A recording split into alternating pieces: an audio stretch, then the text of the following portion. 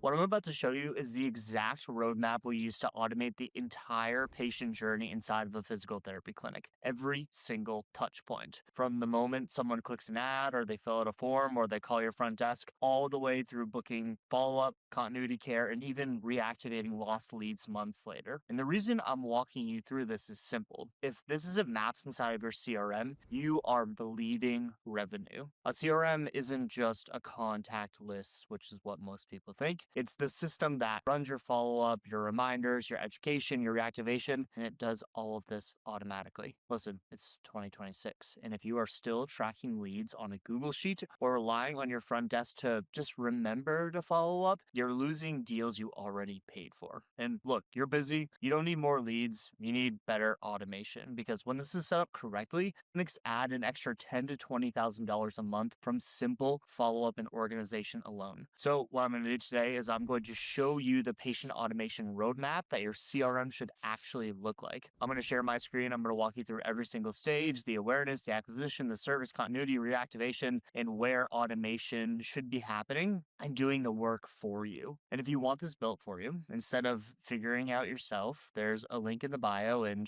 you can book a call with our patch team and we can show you how we can build this and we can custom build it for your clinic. Because one of the main things I'm going to go through is, there's loads of different opportunities to build customizations inside of these CRMs. But if you sign up for a CRM and the emails aren't custom for your clinic and they're just like templated general emails, then that is just as bad as not having a CRM at all. So you really need to make sure that you are not only setting up these automations, but they are custom for your business. So what I'm showing you here is this customer journey automation map. And this is what we use inside of Patch to build out all the CRMs, that all the clinics that sign up with us, all the CRMs that we build. This is how we map it all out. Really, what's important to remember with all this stuff is the, what you need to map out when you're building your CRM is not only like a successful patient journey. So obviously, like, somebody comes in, they click on an ad, they fill out a form, they book a call, they schedule an evaluation, they come in for that evaluation, they buy a package, they buy another package. Like that's great. And those are all things that we should be mapping out and should be automated. But what's the most important thing to remember is when people don't go down that super successful funnel because that's going to be most people, right? And that's where like some of the automation that comes into play becomes super helpful because if somebody books a discovery call, but then they reschedule or they're not ready to actually move forward just yet, you need an automation in place to reactivate and follow up with those people. Otherwise, you're just going to forget about them and they're never going to end up. So that's as I'm walking through this whole thing, that's an important thing to remember that, not only should we be mapping out the successful funnel, but we should also be mapping out when things are not successful and what type of follow up and automation do we need to have in that scenario. Diving into this customer automation map, obviously the top of the funnel is going to be what we call the consideration stage. And what I'm doing here is I'm mapping out every single situation that can happen with a lead. Okay, good or bad.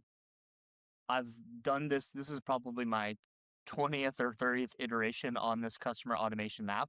So we've literally thought through every single thing that can actually happen. So what we have in this consideration stage, again, people are just considering that they have a problem and they're ready to actually come in. The way that this works, and the first touch point here is somebody is going to see your ad, they're going to Google physical therapy, they're going to Google what their pain point is. So maybe they're going to Google like, how do I get out of back pain? They're going to see your clinic on social media. A friend is going to refer them your way. They're going to email you or they're going to come to a local event. So those are really like those are the main things that somebody's going to do to show that they're interested in coming in to see you. This is where we have to start. We have to map all of these things out. And again, this is a good point here too of like your CRM should be integrated with all of these things. And as a business owner, if you're looking to scale your clinic, you should be running ads. You should be showing up number one on Google. You should be showing up on number one in Google when somebody's looking for back pain physical therapy. You should have a social media presence. You should have a referral system. when you should be doing local events. So these are all of the things that you should be doing on the marketing side of thing as well. And it's just good to see like this is the buckets that all of your leads can fall into when they come in. So when somebody raises their hand, this is where the CRM comes into play, right? So they're either going to fill out a form on your website, they're going to email you directly, they're going to call you directly, they're going to DM you on social media, or they're going to fill out a form at that event. Regardless of how somebody raises their hand in this consideration stage, the most important thing is that they get plugged into your CRM. Again, if you don't have a CRM and you'd like one to be custom built for you, we're more than happy to do that. Reach out, go to thepatchsystem.com. This is exactly what we do. This is how Patch started, is we just built CRMs for people. But what you need to make sure is that any way somebody's reaching out, they're being plugged into your CRM, because this is where most of the automation happens here. And you can see here, whenever somebody gets plugged into this consideration stage, they should be enrolled in some sort of email drip here. And it's going to depend on, how they got into the consideration stage. So, for example, if they came to a local marketing event, the automation that we need to trigger is going to be a post workshop event email drip that goes out. So, again, hey, thanks for coming to the Mobility Mimosas event at Orange Theory this Saturday. I know we talked about foam rolling techniques, and then you follow up with them again, offer them a 50% off evaluation, follow up again, et cetera, et cetera. So, all of these different ways, when somebody fills out a form on the website, they should be enrolled in an automated email drip. If somebody DMs you on social media, there should be some sort of follow up process there. And again, that's where building out this automation inside of your CRM comes into play. And as you're looking at this automation map, you'll see here these little stars indicate where you need to build out an automation for the successful funnel. And then this little thumbs down here is going to be where you need to put in a lost patient drip. And we'll get into that more in this next stage here. This next stage is what we call the awareness stage. All right. So somebody goes from the consideration stage where they raise their hand. Now they are in the awareness stage where they're, aware that there's solutions out there to their problems. They just need some pushing to take that next step. So if somebody fills out a form, they email you, they call you, they DM you, or they come to a local marketing event, certain things need to happen after that, right? So we have all the different scenarios here. You can see all of these have stars. These all should be automated processes. The important thing to remember is when you're following up with somebody for any of these touch points here, I like to have 5 follow-ups in 72 hours. That's my like absolute benchmark. You need to be doing at least that, ideally more. And when I'm saying 5 follow-ups, you need to be calling, you need to be leaving a voicemail, you need to be texting, and you need to be emailing the lead. All 4 of those things count as one follow-up. So you're doing all 4 of those things 5 times within 72 hours of them raising their hand and getting into this consideration stage. And then what you end up doing, right, is if somebody texts you back, you don't need to continue calling them and emailing them, just continue texting them from there because they identified that this is the medium that they want to chat with you on, which is super important to understand. So the next stage, whenever somebody raises their hand, there's different types of automations that we can have here. So if somebody fills out a form, what we need to have is an automated email reply. For all of our patch members, we have an AI SMS tool that we use. So that will use the AI, the proprietary AI that we've built out for each clinic, and it'll send those people text messages to try to get them onto a discovery call. And then you are also doing the manual human follow up. So that's whenever somebody fills out a form. As somebody emails you directly, again, already putting them in an automated reply, and then you have a human reply to that as well. You can also, if somebody calls you in directly, you answer the call, and then you have an automated text messaging back. Again, this is where our AI SMS comes into play.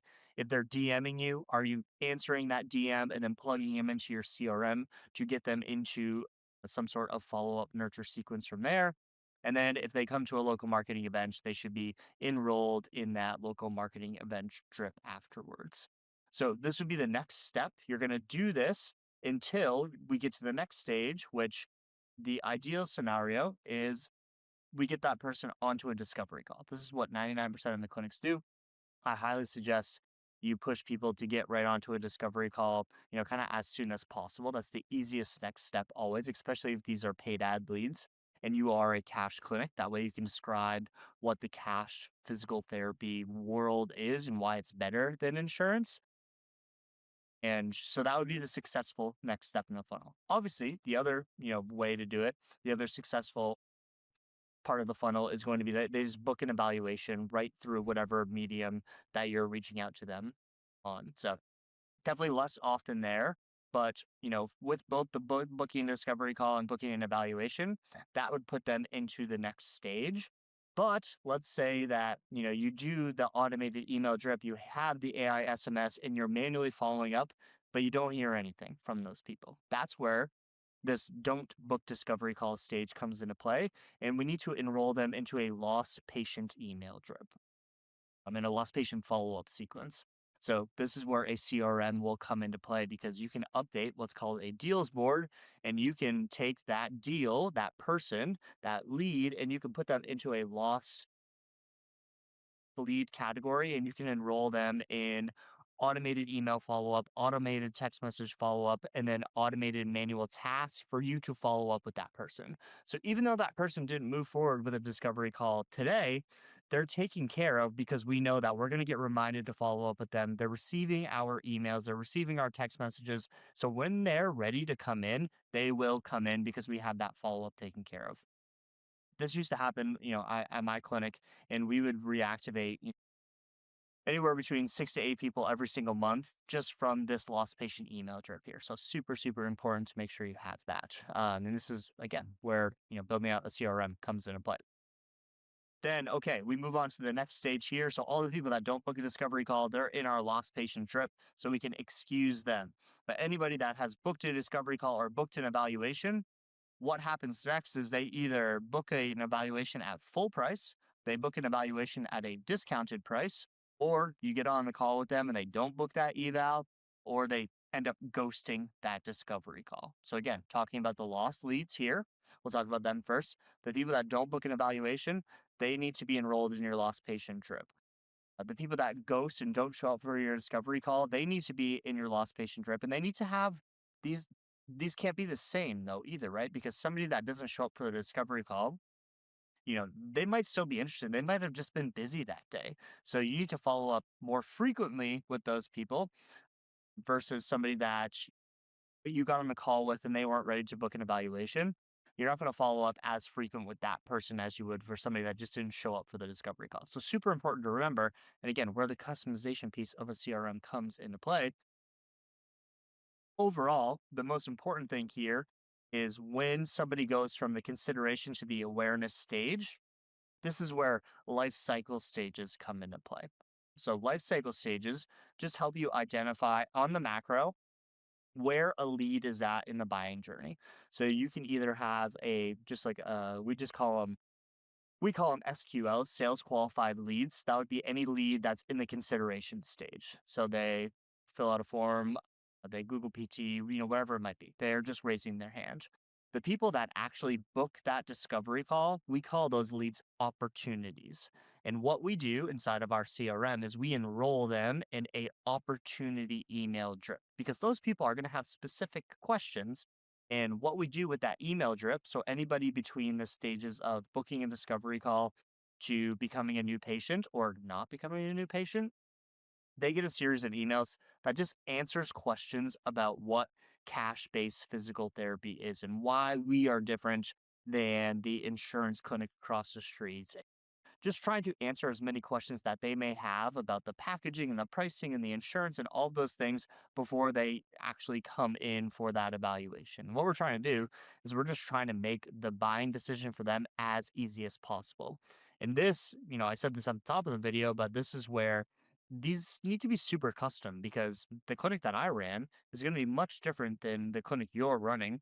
And you can't just have templated emails that go out. They need to be hyper custom to your clinic. This is, we build custom emails for everyone that gets started with us. And so, again, if you're interested in that, definitely let me know. But this is, something that, when you're at the consideration stage, you have a certain email drip that goes out. In the awareness stage, we have the opportunity email drip that goes out. When somebody gets down to this next stage, what we call the acquisition stage, same thing. When we acquire that lead and we turn them into a new patient, they get enrolled into a new patient email drip. And what this new patient email drip does will, say, hey, thanks for coming in. I'm putting your trust in us. We're super excited to get started with you on this physical therapy journey. It'll ask them like, "Hey, do you have any friends, family, mom, dad, brothers, sisters that would also benefit from our physical therapy services? We'd love to have them in for a free evaluation." So you're asking for referrals. We also enroll them in like an MPS score survey, and we ask for Google reviews as well. So you can start to get automated Google reviews. We know that the number one thing for improving your local SEO is what we call review velocity. So getting 4 to 6 Google reviews every single month is more important than having a ton of Google reviews. So this automation will just help that process there. And then what we do is we start to pre-frame like what continuity looks like and why somebody would continue working with you and what that will actually look like. So it'll make that second package sale or the next 3 months of plan of care, that sale there will be much easier to sell because you've already educated them on why they should come in. So that's what the acquisition stage is.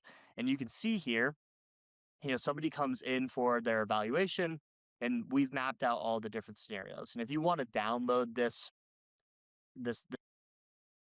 patient automation map, again, same thing, go to the link in the bio. You can download this. This would be yours for free. You can make a copy of it. But basically, what this is you can somebody that comes in, they are either booked to eval at full price, at discounted price, and then they're either going to show up, right? They're going to show up for the eval, they're going to reschedule that eval, or they're going to no show, ghost the evaluation, or they're going to cancel it. The successful parts of this strip are going to be when they show up for the eval or they reschedule the evaluation, they end up coming in. So those people will move on down the funnel here. But the people, again, that no show for the eval or cancel the evaluation, how are we organizing those people? How are we following up with them? What type of email drips are we putting them into? What type of manual tasks are you creating for yourself or your front desk to follow up with those people? That becomes super important. And again, just why you need to have a system for all these things. In the next stage, they either buy a package at the evaluation, they don't buy a package, but they schedule their next appointment, or they do not buy that package. So let's focus on the unsuccessful funnel here of somebody not buying a package. Again, what we do inside of our CRMs that we build is we categorize these people on why they didn't purchase a package and what was their objection so that we can tailor our follow-up to those people. So say somebody didn't buy a package because they, wanted to look at insurance. So what we do is we enroll them in an automated drip that will educate them on, again, the differences between in and out of network, but we'll also create a task for ourselves or the front desk or the staff PT or whoever you want it to be to reach out to that person 2 weeks after they come in and they say, hey, listen, I'm going to try insurance. 2 weeks after that conversation, we get a task to reach out to those people and we just say, hey, I know you are going to go and try to go to ATI across the street. How did it go? Are you getting care? Are things going well? How's the knee feeling? Et cetera, et cetera. I used to do this constantly with my clinic.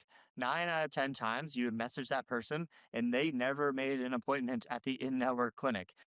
Sh- of those 10 people, I would say 3 or 4 of them would eventually end up coming back in to see us and purchasing a package just because it's the easier option. And, it didn't really make sense for them to call Blue Cross Blue Shield and figure all that junk out. So, if I'm reactivating 3 or 4 people every single month just from this one task, that is anywhere between $6,000 and $8,000 a month that I'm invoicing. That's anywhere between 6 and 8 sessions a week that I'm filling my staff PT schedule with. It's super, super important. That's going to be the, again, unsuccessful part of this funnel here. But then when somebody's successful, they buy a package at the evaluation, they come in for that, and then they're either going to finish their package or they're not going to finish their package, right? So the people that don't finish their package, same thing. What are we doing with those people? How are we following up? How are we ensuring that we're staying on top of those people? We have an integration with EMRs that pull that data into CRMs, one of the EMRs, PT Everywhere, and we can look at that information. We can see that data of, okay, you know, who hasn't been in the clinic in the last 30 days but still has sessions remaining on their package? When was the date of somebody's last appointment that has less than 5 sessions left on their package? Understanding those numbers there will help you make sure that people stay consistent with their plan of care, because we want them to finish their packages and we want them to finish all of their sessions so that we can sell them another one. If they don't finish that first one, we never have the opportunity to sell that second package. Therefore, we can't increase their lifetime value, which is, again, super important. After the acquisition stage, we move into the, I call this the service stage. This is basically the continuity side of things. The successful funnel is obviously going to be they come in, they buy that first package, they finish that first package, and then they buy a second package. That second package moves more into like a continuity style. Usually those are monthly sessions. Those people just kind of like stay on your schedule forever. There's not a ton you can do with those people because you've already worked with them for 6+ months, and those people are going to stick around forever. So nice work. Good job. What we need to make sure we're doing is we're following up with people that, again, don't finish their initial package, or the people that finish their initial package but don't buy another one. So, those people that finish their initial plan of care but don't buy another one, same thing. Are they enrolled in some sort of lost patient email drip? Are you just checking in and following up with them once a month, every month until they tell you to fuck off? Those are all things that you need to make sure that you're doing. Super, super important, because again, this is where, and hopefully you're starting to see here, right, of the amount of scenarios where somebody can be put into this loss category. It's a lot of people, and you need to be doing all that follow up. But if you're just tracking this on a Google sheet or in the back of your head and you're just trying to remember it, it's not going to happen. So this is where having a CRM, it'll just help you organize all of these things. Not only will it automate a lot of the follow up for you, but it'll also help you put into context of, you know, who needs to be followed up with, when do you need to follow up with, when was the last time you followed up with them, and it just helps you organize all of these things.